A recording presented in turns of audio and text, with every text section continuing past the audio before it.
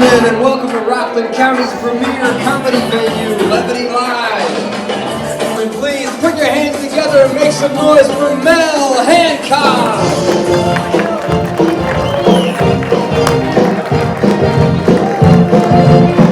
It ain't easy getting old. Like some of you ladies over there, you raise your hand, right? You're a little older. Every time you laugh, you pee a little bit. You're going to have to look. This is what's coming your way, ladies. Yeah. For me, it's always, why am I doing this again? That's before, right at the curtain before I get on. And then once I break that barrier, I know that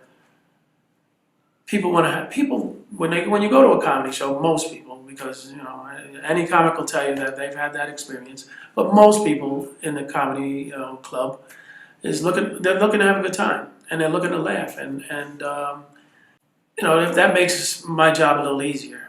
So again, it goes back to that immediate gratification for me.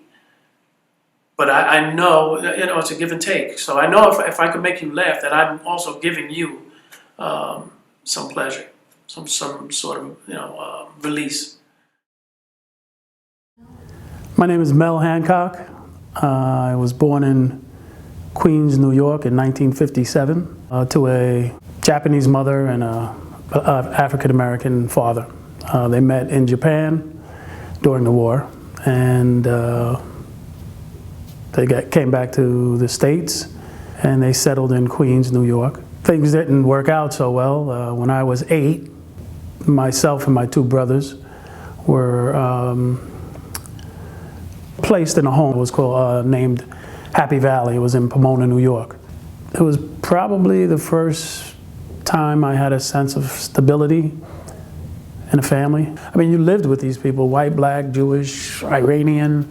It was diverse. One of the things I always say is that it was the microcosm of what the American experience was supposed to be. There was pretty much every facet of American lifestyle there.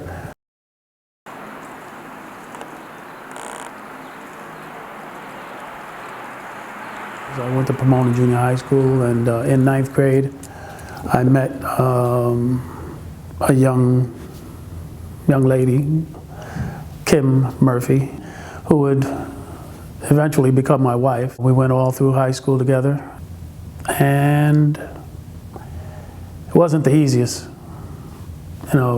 thing to go through in the 70s. We were just coming off of the civil rights era, and we still remember getting looks when we went out, or comments when we were in the mall.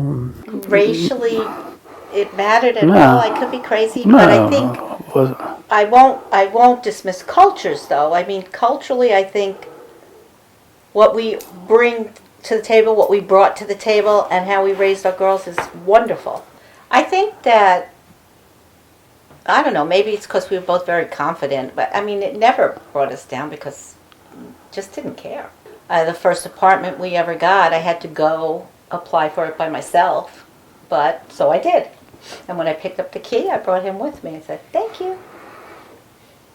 We raised our kids here, and they did just fine, but in East Ramapo, back in the 70s, it was a very healthy environment. Everybody was friends with them. But and to this day, we still are. And to this day, we still are. But somewhere in the back of my mind, I knew there were going to be people that had a problem with it. And there were. There were. And just in general, right. I mean, we're talking the 70s. Walking out of a mall, I remember just an older man, who just, he didn't say anything, but I knew he didn't approve. But, I was a young 17, 18-year-old guy, and, what am I going to do? We have 3 daughters, 3 wonderful daughters, by the way, and 3 great-grandchildren, not great-grandchildren, but wonderfully great-grandchildren. My oldest is Giovanna, she's 41. My middle daughter is Kimberly, she's 30, and my youngest is Kayla, and she's 24. I knew I was supposed to love this baby, but I didn't know how.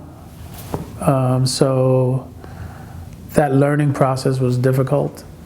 For her, I don't think it was the typical first child experience, because I was very strict and probably a bit protective. It terrified me, because I realized that I was responsible for another human life, and it had so like we said earlier, I didn't come from a nuclear family, a typical nuclear family setting. So I didn't have the skills like Kim had to navigate relationships with my children, with my wife. But that process, I guess while going through it, is a little difficult. Where I am now, I guess I'm out the other end. It's pretty rewarding. Now that I'm over 50, I'm comfortable with leaving